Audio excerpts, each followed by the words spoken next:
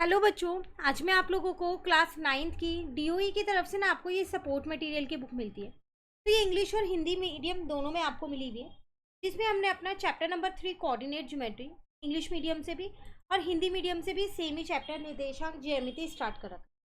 Last class में मैंने आप लोगों को क्वेश्चन नंबर 40 तक करा दिया था, दोनों मीडियम से। चैनल पे अपलोड है, वहाँ से कर लेना।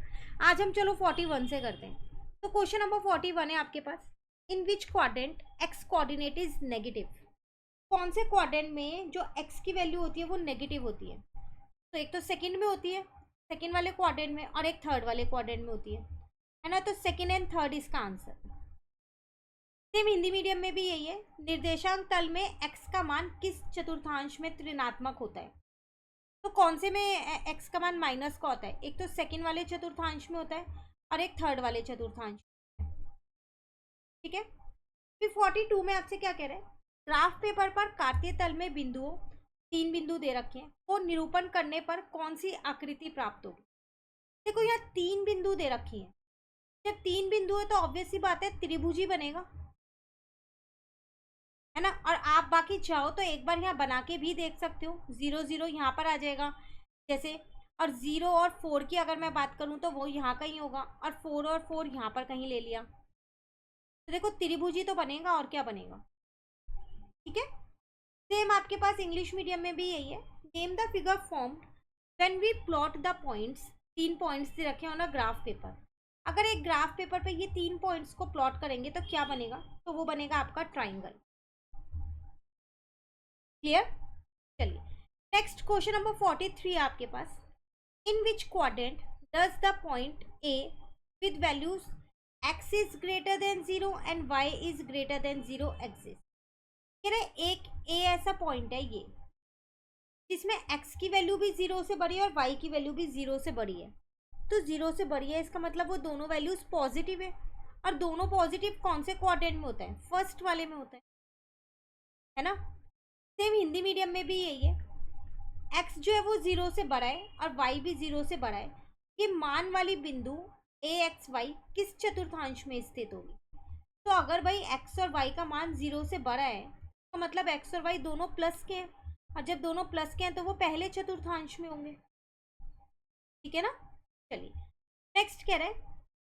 यदि किसी वर्ग की 3 शीर्ष बिंदु हो तो चौथी शीर्ष बिंदु के निर्देशांक लिखिए। देखिए आपको यहाँ पर एक वर्ग की 3 बिंदु दे रखी है, चौथी आपको निकालनी है। इंग्लिश मीडियम में भी सेम यही है आपके पास। आपसे यहाँ कह रहे हैं write the coordinate of the fourth vertex of the square when 3 of its vertex are.